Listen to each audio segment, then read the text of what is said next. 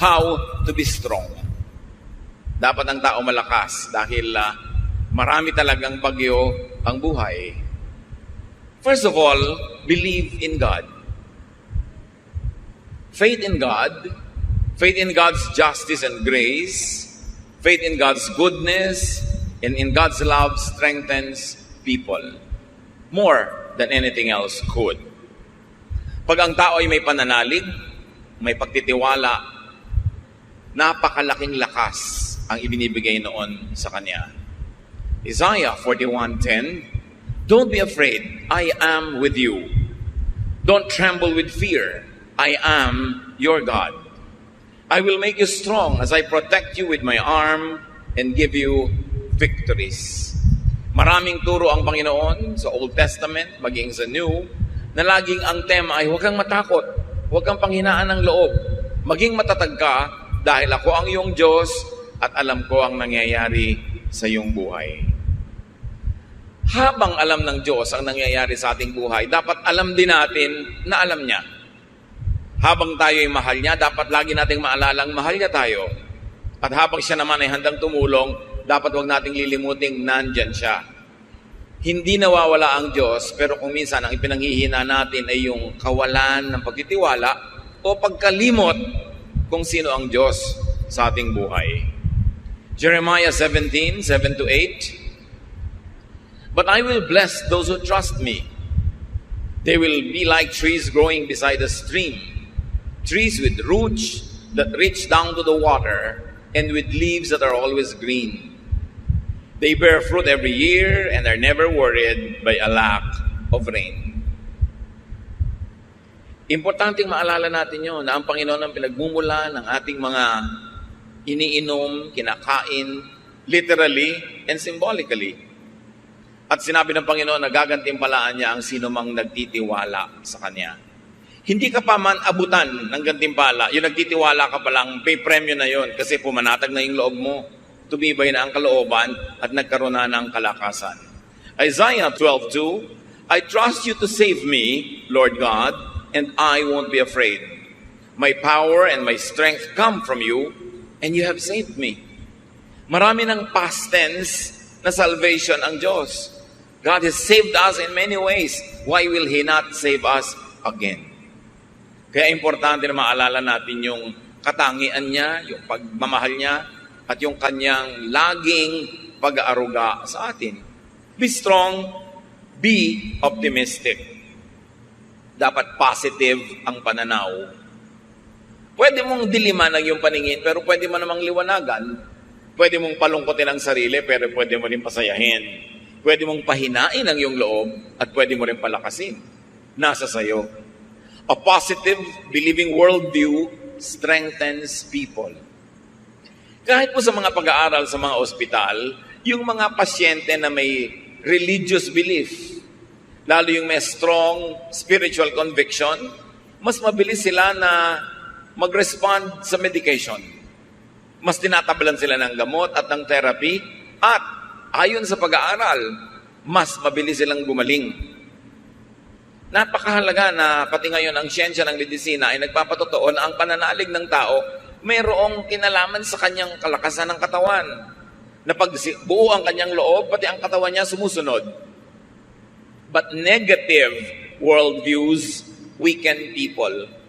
Yung taong laging negative, lagi ang iniisip ay yung masama, yung marumi, yung mahirap, humihina pati ang resistensya ng kanyang katawan at mas dumadali na dapuan siya ng sakit. Psalm 121:1-2, I look to the hills. Where will I find help? It will come from the Lord who created the heavens and the earth. Itong verse na to, pwedeng maraming kahulugan, yung hill. Hill could mean mountain, could mean problem. Hill could mean kumukulong sa'yo, nakapaligid ng mga burol na mahirap akyatin, mahirap lampasan. But from the same hills can come the help of the Lord. So the same trouble that comes to you could be the source of your salvation. The same difficulty could be the source of your strength. The same problem could carry it with its own solution. At tatandaan natin mga kapatid, lahat ng problema may solusyon. Bakit? Kasi pag walang solusyon, hindi yun problema. At pag hindi problema, di huwag problemahin, tanggapin, mahalaga positive ang iyong pananaw. Romans 8:28, we know that God is always at work for the good of everyone who loves Him. Pag ito, dinibdib natin na ang Panginoon ay laging gumagawa sa ikabubuti ng mga nagmamahal sa Kanya, kahit kuminsan sa biglang tingin, ay parang hindi maganda yung nangyayari sa buhay. O kahit tagalan mo pa yung tingin, titigan mo at suriin mo, parang mahirap talaga yung nangyayari. Pero kung ikaw ay umiibig sa Panginoon, may paghuhugutan ka ng lakas. Dahil sabi, pag umiibig ka sa Panginoon, lahat ng pinapayagan niya mangyari sa buhay mo ay sa ikabubuti mo. Hindi lang lagi, malinaw na ikabubuti mo yon. Pero kung may pananalig ka, malalampasan ang paningin mong physical, yung nakikita mong parang hindi maganda. At kahit wala kang pruweba sa iyong isip, sa pananalig mo, napapatunayan mong ikabubuti mo yon, doon pa lang, lalakas ka na, gagaling ka na, o malalampasan mo yung oras ng hirap. Follow people who model strength. Maraming mga tao sa paligid natin na pwedeng gawing huwaran. Ang gagawin yung huwaran sa buhay, yung mga matatatag ang loob. Yung buo ang loob, yung matatapang. Huwag yung mahihina. Pagka ang ating ginawang idolo sa buhay, huwaran, yung mahihina, walang ginawang pangharap sa problema kundi iyak, walang mangyayari sa'yo. Pero kung ang titingnan mo, yung mga strong characters, actually, sila yung madalas panalo. In fact, sa mga soap opera, sa mga drama-dramang kinawiwilihan ng marami, yung mga kontrabida nga ang laging enjoy sa buhay. Sila tong kitatatag ng loob, kititigas ng mga sikmura, pero sila ang nananalo, nakukuha nila yung pera, nakukuha nila yung boyfriend o girlfriend, nakukuha nila yung mana. Ang totoo niya, sa huling episode lang naman sila biglang masusunog o kakainin ng lupa o kaya ay kakagatin ng napakaraming langgam. Pero 55 weeks sa kanilang serye, siya ang panalo.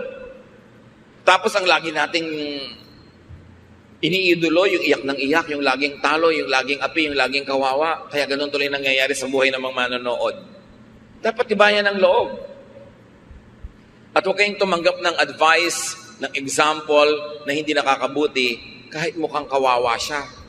Hindi mabuti sa tao yung kawawa. Hindi mabuti yung nagpapakawawa.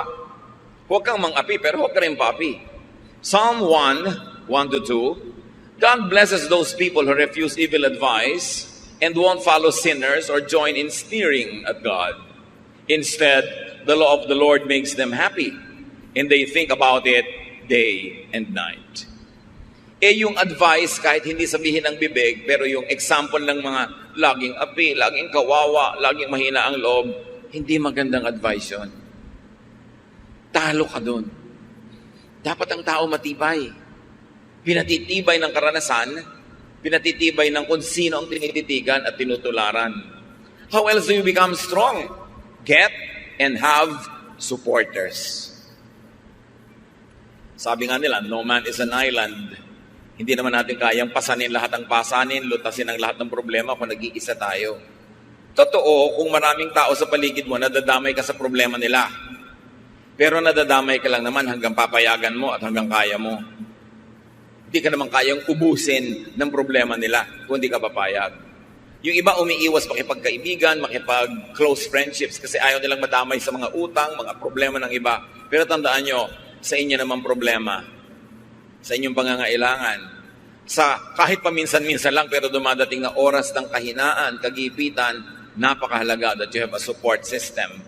Napakahalaga na may mga tao sa paligid natin na nagsusuporta sa atin. Pero siyempre, susuportahan ka lang naman kung supportive ka rin sa kanila. Kaya willing ka dapat to invest in human relationships. Yung human relationships, kuminsan abala yan eh. Abalang makipagkwentuhan, abalang makaladgadgat mayaya doon, pumunta sa mga event niya na hindi ka laging interesado. Pero isipin mo na rin na sa ikabubuti mo rin yon. Dahil darating ang panahon, kakailanganin at kakailanganin mo ang iyong kapwa-tao. Ecclesiastes 4:9-12, you are better off to have a friend than to be all alone. Because then you will get more enjoyment out of what you earn. If you fall, your friend can help you up. But if you fall without having a friend nearby, you are really in trouble.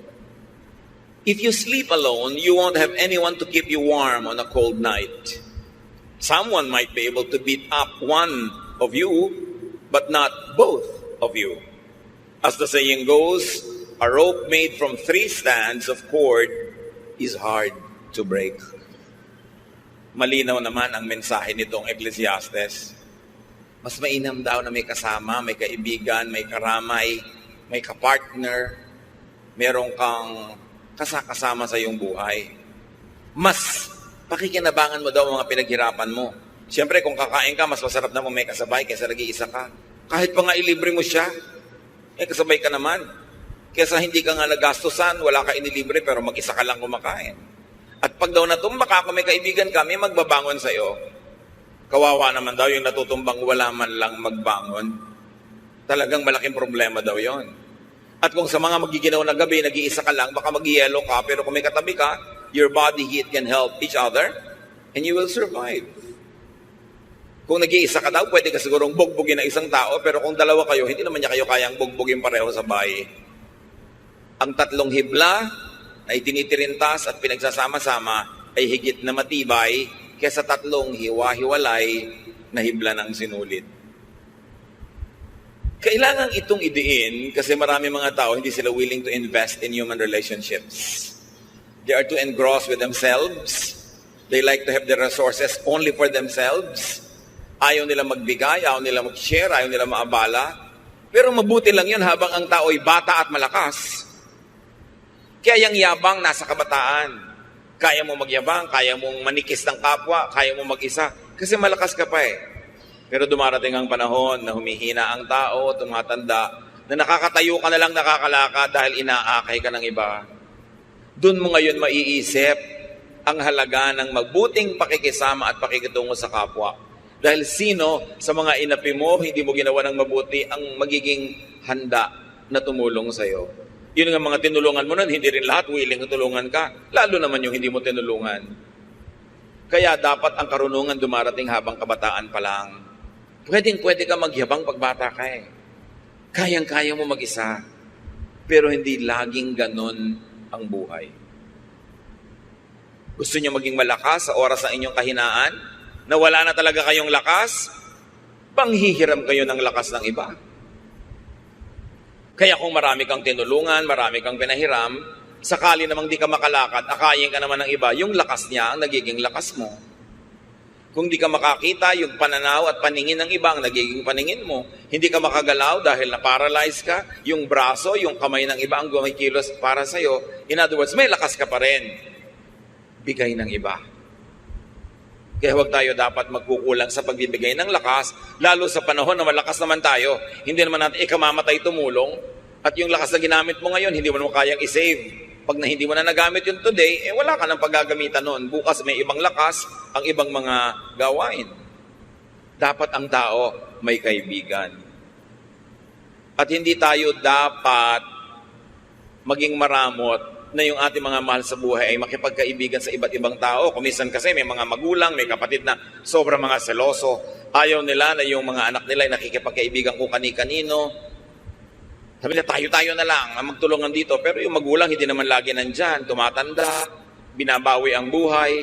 Sino ngayon ang kasama ng inyong mga anak o apo? Kuminsan, merong mga sobrang conservative na mga pamilya. Ayaw na maipaligawan ng kanilang mga anak. Ayaw magkaroon ng boyfriend hanggang nagtandaan na, wala tuloy mga partner sa buhay. O pag natanda nun, sinong kasama? Yung mga mahihigpit na matatanda, yung higpit ng higpit, kaya nyo pa bang samahan yung mga anak nyo at apo pagka sila na lang natira? Pero pinagkaitan nyo na makadevelop ng mga relasyon. Kaya dapat hindi tayo ganon. Hayaan natin na yung mga tao makadevelop ng mga kasama nila. Hindi naman natin masasamahan habang panahon. Pero darating ang panahon na kailangan nila ng kasama. It's important. At kung kayo naman ay halimbawa biglang nagka-boyfriend, nagka-girlfriend, nagka-asawa, huwag niyong biglang lilimutin ang inyong mga kaibigan, mga kamag-anak dahil meron na kayong papa na ipinagmamalaki, meron na kayong mommy na ipinagmamalaki. Kasi kung minsan, Pag dumating ang panahon na nagkagalit kayo at naghiwalay, eto mga kaibigan mo na naman ang karamay mo sa buhay. Mga papa and mama, they come and go, but friends remain. That's why don't commit the mistake of neglecting your friends just because you have a lover, a partner, a spouse. Darating ang panahon, maaalala mo sila, lalo kung bigla kang iniwan ni lover.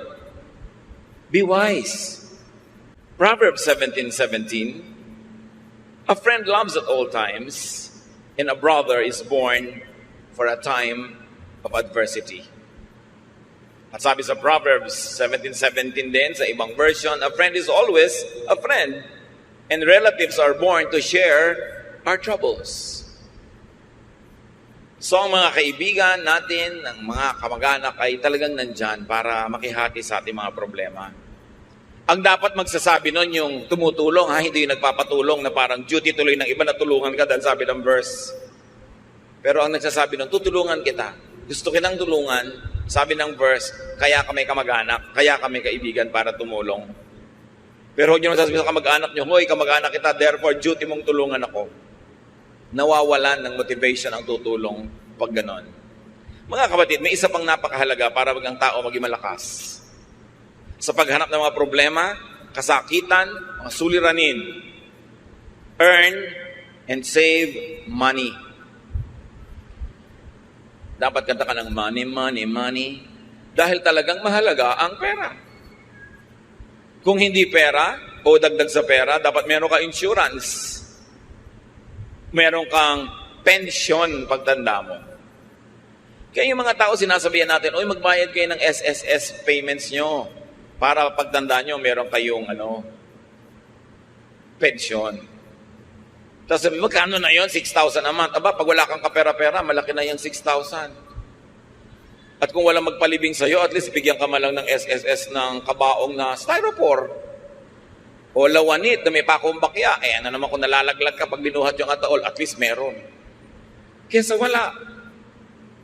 Katulad ng mga citizens sa ibang bansa, halimbawa sa Amerika, ang pension mo, pag nag-60 ka, depende kung magkano taxes ang binayad mo at ikinontribute mo sa iyong social fund habang nagtatrabaho ka. Yung iba nagpapalusot, hindi sila nagbabayad ng tax, puro under the table, hindi sila nagko-contribute sa mga social fund, hindi sila kumukuha ng insurance. Akala nila ngayon, mas marami silang perang ginagasta. Yes, habang malakas ka, marami kang perang ginagasta. Pero kung wala ka ng mga insurances na yan at pension plan, pag tumanda ka at kailangan mo na ng pera at hindi ka na makakapagtrabaho, doon ka ngayon walang pera. Iba ang lakas ng loob pag may pera sa bulsa. Ecclesiastes 7:12, money is a shelter. Totoo yun. Huwag kayong magbanal-banala na parang walang kwenta ang pera. Sabi sa Bible, Ecclesiastes 10:19, money is the answer for everything. Siyempre, figure of speech yun. Pero ibig sabihin lang nun, money is a solution to many, many things in life. Kaya dapat ang tao, habang kaya, malakas, kumita, mag-save, mag-invest, get a pension plan, get an insurance with a reputable company, kasi kakailanganin mo yan. Hindi ka laging pwede magyabang na, kaya ko, hindi tayo sure. Iba na yung merong itinabi. Tulad ng babae sa Proverbs 31:25, dahil siya masipag, marunong mag-invest, marunong magtrabaho, sabi, she who has money is strong and graceful, as well as cheerful about the future. Sabi na ibang version, she is clothed with strength and dignity. She can laugh at the days to come. Why can a person laugh at the days to come? Pag may pera siya. Pag magpapa-hospital siya, hindi siya nag-aalala. Pagtatawanan lang niya yung ospital. May pera ako. Sige, i-confine niyo ako sa magandang kwarto. Pero pag wala kang pera, pwede ba dito na lang ako sa corridor? Diba? Pwede ba dito na lang ako sa labas ng ospital? O kaya hindi ka pagaling, ilabas yun na ako, mamamatay ako sa presyo. Kung may pera ka, di magpapagamot ka ngayon. Although namamatay ka rin naman kung may pera ka, pero mamamatay ka nakangiti. Importante niyan, make and keep receiving material blessings by giving. Isang sikreto na hindi naman dapat sikreto kasi sinasabi naman sa Biblia ito, para makatiyak ka na lagi kang tatanggap sa Panginoon, dapat pala bigay ka sa gawain ng Panginoon at sa mga taong nangangailangan. Proverbs 3:9, honor the Lord by giving Him your money. Malinaw na malinaw. At sa Malakay 3:10-11, walang kamatay ang katuruan. I am the Lord all-powerful, and I challenge you to put me to the test. Bring the entire 10% into the storehouse so that there will be food in my house. Then I will open the windows of heaven and flood you with blessing after blessing. I will also stop locusts from destroying your crops and keeping your vineyards from producing. Ang Diyos nang hahamon. Sabi niya, hinahamon ko kayo. Subukan niyo ako. Huwag kayong mandaya sa inyong mga tithes. Pag hindi ko binuksan ng mga bintana ng langit at pinabaha sa buhay niyo ang walang katapusang blessing. At hindi lang yon, pipigilin ko ang mga salot na kulisap sa paninira na inyong mga tanim. Hipoprotekta ko ang inyong negosyo, ang inyong mga hanap buhay. Ganon. At makikita nyo kung gaano ka tapat ang Panginoon sa kanyang pangako. At sabi niya sa Deuteronomy 15:6, no one in Israel should ever be poor. So hindi balak ng Diyos sa kanyang mga anak na may mga mahirap. The Lord your God is giving you this land and He has promised to make you very successful if you obey His laws and teachings that I am giving you today. You will lend money to many nations, but you won't have to borrow. You will rule over many nations, but they won't rule you. That is the promise. Pero merong kondisyon. Kung susunod ka sa kanyang mga utos, hindi nyo mararanasang mangutang, kayo ang magpapautang. Hindi nyo mararanasang mangamuhan, kayo ang magiging amo. Pero may kondisyon. Maging tapat tayo sa Panginoon, maging generous. Alam niya kung paano magsukli sa ating buhay. Isa yan na hindi natin naaalala na madalas, na isang napakalaking insurance, savings account, yung ikaw ay giver. Ikaw ay generous, even to people that are not close to you but who are needy. Bawat bigay mo sa nangangailangan, bawat bigay mo sa gawain ng Panginoon, ang Panginoon na magsusukli. At sa palagay nyo kaya, papayag ang Panginoon na may utang siya sa inyo? Oras na ikaw ay nagbigay, lalo kanyang bibigyan. Kasi hindi naman pwedeng mas marami ka pa ibinigay sa kanya, siya ang Diyos. Maraming tao na ang nakadiskubre nito. Merong hindi pa rin madiskubre kasi ayaw subukan.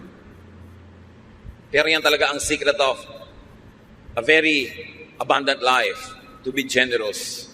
How else do you become strong? Practice facing and handling hardship. Kung lalaban ka ng contest, dapat may practice. Kay athletic o artistic contest dyan, o dance contest, o singing contest, may practice. Kung lalaban ka sa mga hirap ng buhay, dapat din may practice. Kahit bata pa ang tao, lalo't bata pa nga, mas dapat turuan na humarap sa mga problema. Parents, let us not overprotect our children. May mga assignment sa school, hayaan nyo sila gumawa, huwag nyo igawa para lang tumaas ang grade. Hindi naman sila yung gumawa, dumali ang buhay nila. Sa palagay nyo, anong naituro nun sa kanila na karakter? Wala. Aasa sa inyo. Kaya 50 years old na, umaasa pa sa inyo. Kasi sinanay nyo. Don't do everything for them. At habang maaari sana nga, kahit kaya nyong paligiran sila ng mga mag-a-assist sa kanila, give them household chores. At kahit napakarami yung pera, hayaan nyo silang matutong magtipid. Huwag silang palanguyin sa pera kasi mahirap na masanay sa buhay na sobrang maginhawa, madali, maluho. Kasi hindi naman ganun ang totoong buhay. At hindi naman kayo laging nandyan para sila bigyan nun. At nandyan naman kayo, hindi naman tayo sure na lagi kayong may ibibigay. James 1:2-4, my friends, be glad even if you have a lot of trouble. You know that you learn to endure by having your faith tested.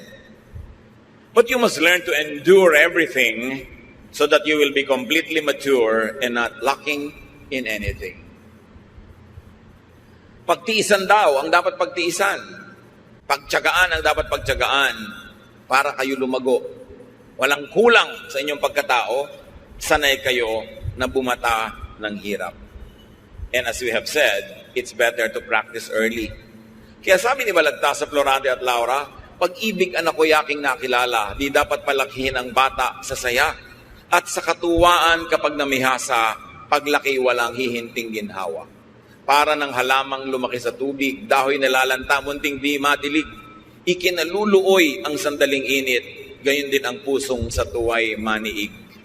Kaya sabi niya, ang laki sa layaw, karaniway hubad, sa bait at muni, sa hatol ay salat. Masaklap ang bunga ng maling paglingap, habag ng magulang sa irog na anak. Pag inispoil mo ang bata, ano mangyayari? Weakling, mahina, walang buto. Mahina ang sikmura, mahina ang loob. Kailangan mabuhay ka forever para mo siya samahan. Kaya kailangan turuan ng practice. Sabi sa Proverbs 22 verse 6, teach your children right from wrong. And when they are grown, they will still do right. Train agad ang mga bata. How else do you become strong? Do not overly depend on others. Lahat ng tao, binigyan ng Diyos ng lakas. Huwag kang laging manghiram ng lakas ng iba. Huwag kang laging umasa, sumandal. Dapat gamitin mo at pag-practicean mong gamitin ang iyong sariling lakas. Why? Because dependence means weakness. Habang umaasa ka, mahina ka. What happens when you are financially dependent, emotionally dependent, functionally dependent? You are weak.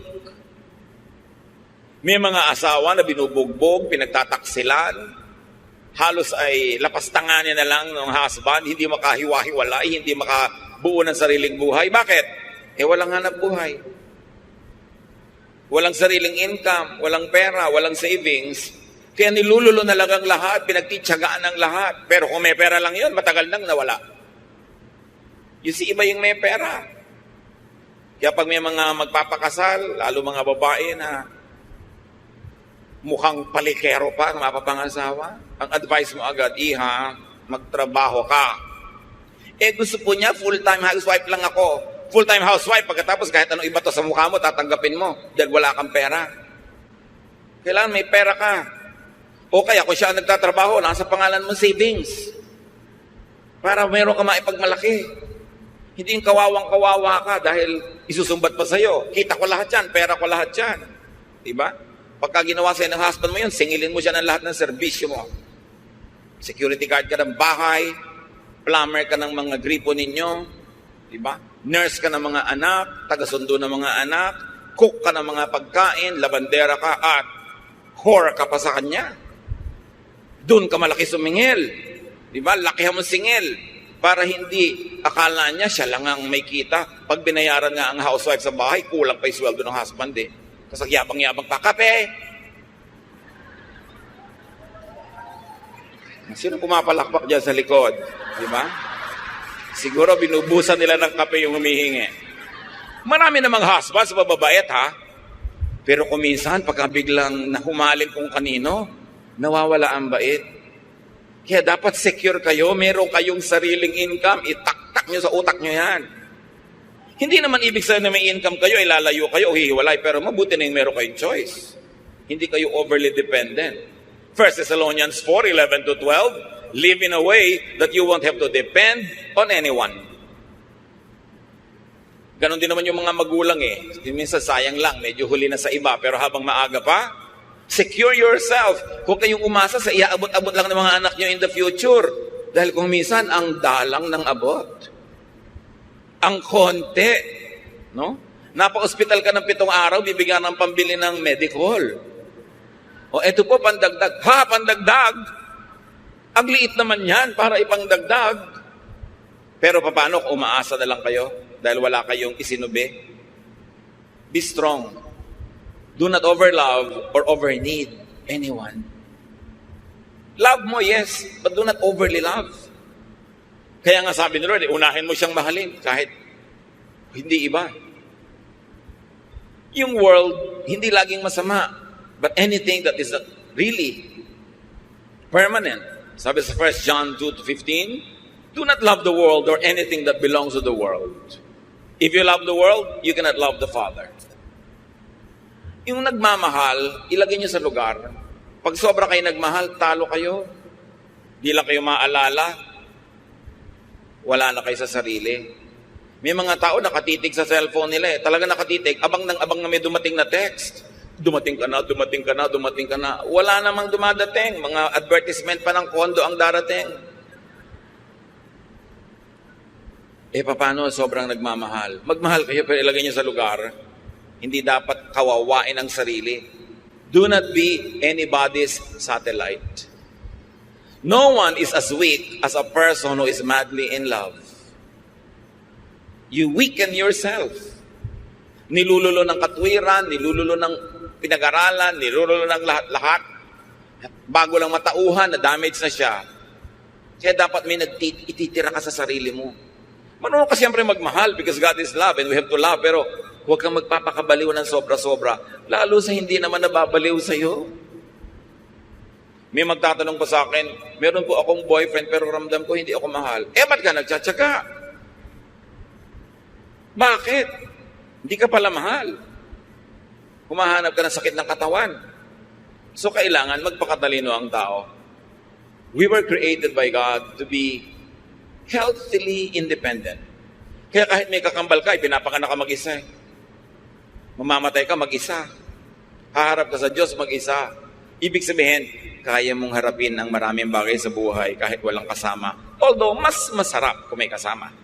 Pero huwag kang magpapadaya sa kasinungalingan na kung wala kang kasama, hindi ka na mabubuhay. Yun ay isang kasinungalingan. Napaka-importante kahit nga sa ina. Ang unang-unang nangyayari sa bata pag ipapanganak, malalagot ang pusod. It's a declaration of progressive independence. At dapat yon suportahan ng magulang at ng lahat na maging independent yung bata habang tumatagal. Psalm 146, 3-4, you can't depend on anyone. Not even a great leader. Once they die and are buried, that will be the end of all their plans. Sabi, hindi ka pwedeng umasa sa iba kahit magaling pang tao yan. Dahil pag namatay yan, paano ka? Maasa ka. Dependent ka. Mga kapatid, maraming paraan, pero isa na lang ang ating pag-usapan ngayon. Choose to be strong. Laging may choice. It's a choice. It's your choice. Pagka kayo may diabetes, may pagkain dyan na matamis, ang sarap, it's your choice. Pipiliin mo bang kumain yan na pagkalunok mo, masarap lang sa dila, pero pag nalulun mo na, nasa katawan mo na yung lason? O kakainin mo pa rin? It's your choice. May pipiliin kang pagkain A, healthful. Pagkain B, hindi healthful. Alin ang pipiliin mo doon? It's your choice. Ganon din. May problema ka. Pwede kang maging manghina, himatayin, manlumo. Pwede ka pa nga magpakamatay. May gumagawa pa nun. Pero ba't naman yun ang pipiliin mo? It's your choice. Choose to be strong. Iniwan ka ng asawa mo. So, gusto mong mamatay dahil lungkot na lungkot ka na, daya ka at saka dependent ka pa. So, no, I choose to be strong. I will not be a loser. Meron kang sakit, malalang sakit. Pwede ka maawa sa sarili, pwede ka magmukmok, but you can choose to be strong. I will choose to be strong. I will maximize whatever is left of my life. I will do whatever my health allows me to do. I'll choose to be strong. I'll choose to be victorious. I'll choose to be cheerful. Although I can choose to be sad. But why will I choose to be sad? Meron kayong namimiss, ang lungkot-lungkot nyo, magkahiwalay kayo. You can choose to be alone in a room and be sad. And you can choose to go out and amuse yourself, do something to forget it. It's your choice. Pinipili natin kung magiging mahina tayo o malakas. 2 Corinthians 4, 8-9. We often suffer, but we are never crushed. Even when we don't know what to do, we never give up. In times of trouble, God is with us. And when we are knocked down, we get up again. Natumba ako, yes, pero hindi ako papayagan na tapakan ako ng lahat ng dumadaan. Tatayo ako uli. Nadaya ako, yes, pero may buhay pa ako, babawi pa ako. Hindi ako magmumukmok sa buhay. 2 Corinthians 4:16-17, we never give up. Our bodies are gradually dying, but we ourselves are being made stronger each day. These little troubles that are getting us ready for an eternal glory that will make all our troubles seem like nothing. Ang ganon, hindi tayo susuko. Yung mga problema na yan na ating kinakalaban, magiging trophies yan later. Bawat bato na ihahagi sa atin ay magiging monumento. Bawat sugat ay magiging tropeo if you choose to be victorious. Kaya sabi sa Deuteronomy 3:31-6, be brave and strong. And the Lord Jesus echoes that, have peace, do not be afraid. Pag nangihina kayo mga kapatid, pinipili nyo lang yun. But sometimes hindi tayo aware. Hindi tayo aware, ipinapakain natin yung ating lakas sa mga negative forces. Joshua 1:9, I've commanded you to be strong and brave. Don't ever be afraid and discouraged. I am the Lord your God, and I will be there to help you wherever you go. God's people are strong and brave, not weak and afraid. Hindi ganun. Dapat ng tao lakasan ng loob. 1 Corinthians 16:13, keep alert. Be firm in your faith. Stay brave and strong. Wala kayong kaharap ngayon o haharaping problema na hindi na nakaharap ng mga tao noong unang panahon pa. Walang bago sa mundo. Walang bagong problema ang hindi pa nadinig ng Diyos na idinaing sa Kanya ng mga tao. Walang bago. Therefore, lahat yan may katapat na. Lahat ng kahinaan ay may katapat na lakas. Ang lahat ng tanong ay may katapat na sagot. Pusali man ay may katapat na langit, sabi nga ng matatanda. So huwag tayong lagi na lang mag-awa-awa sa sarili. Huwag laging magpaawa sa kapwa. Kumusta ka? Eto, kawawa naman ako. Eto, mahina ako. Eto, may sakit ako. Ang dami mo na mapipiling ibalita. Kumusta ka? Pwede mo sabihin, wow, ang saya ko, nagising pa ako ngayong umaga. Pero pwede mo sabihin, ang taas-taas nga ng BP ko. It's your choice. Anong gusto mong topic? Pero mga kapatid, ang laging gusto nyong topic ay yung kayo mahina, kayo kawawa, kayo walang pera, mapapansin nyo, pakonti ng pakonti ang gusto makipag-usap sa inyo. Sino naman ang gusto makipag-usap sa laging daing ng daing? Yung kausap nyo, marami ring dapat idaing, pero hindi lang niya idinadaing. May problema siyang dala-dala, tapos itatambak nyo sa kanya yung problema nyo. Dinadoble yung dala niya para lang gumaan ng pakiramdam nyo. Sa palagay nyo, tatagal lang kayong kausapin ng kapwa. Choose to be cheerful. Hindi laging dumadaing. Lahat tayo may dalang problema. Lahat tayo mayroong mga difficulties. May kanya-kanyang lungkot, may kanya-kanyang hirap, kanya-kanyang takot. Pero bakit mo kailangang isiwalat at itambak sa kapwa mo yun lagi? Kakadalaan ka lang, pagsasawaan, lalong mawawala ng tutulong sa'yo. Pero pag strong ka, you attract people to be near you. And when people are near you, you get helped, even without asking for it. And you can help other people also. Life really could be full of hardship and trouble, but we are not without a helper. John 16:33, Jesus speaks. I have told you this, so that you might have peace in your hearts because of me. While you are in the world, you will have to suffer.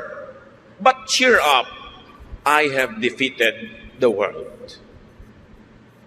Sabi ni Lord, walang bago sa mga sinusumbong mo. Kasama ng buhay yan. May pagdurusa, may paghihirap. Pero huwag kang mahinaan ng loob. Lakasan mo ang loob mo kasi nagapi ko na ang lahat ng yan. Napagtagumpayan ko na yan. Stay with me because I am with you. The Lord is victorious over suffering. Seek the Lord. sa Kanya tayo lalapit. Take shelter in the Lord. Receive strength from the Lord, from others, and even from within yourself. At napakahalaga mga kapatid, because we are cognizant that many people are suffering, strengthen others. Kahit kayo may dala, may hirap, mayroong mas malala ang kalagayan sa inyo, mag-minister pa rin tayo, maglingkod, strengthen them. And do not make people weak by solving all their problems for them, by making them over-dependent on you, because that, in the long run, will not be helpful. We are full of troubles, but we are not without help. God is our present, ever-present help in times of trouble. Don't you ever forget that. Panginoon, salamat dahil kayo ang aming pwedeng takbuhan, lapitan, at higit pa sa sapat ang pwede nyo ibigay na pagpapaala sa amin. Lahat ng mga tao, Panginoon, ay may kanya-kanyang dala, problema, takot, pangangailangan. Ang ituro nyo sa amin, kayo ang solusyon sa mga ito. At meron din kami sa aming personal at practical na buhay na pwedeng gawin para pagaanin ng mga suliranin at palakasin namin mga sarili. Patuloy nyo kaming paalalahanan ng mga katotohanan ito nang huwag kaming madaya ng hirap para kami manghina at para kami, Panginoon, sumuko. Palakasin nyo ang inyong mga anak sa iyong ikaluluwalhati at sa kabubuti ng aming buhay. Pagbulay-bulayan natin, mga kapatid, ang kahulugan ng mga ito sa ating buhay.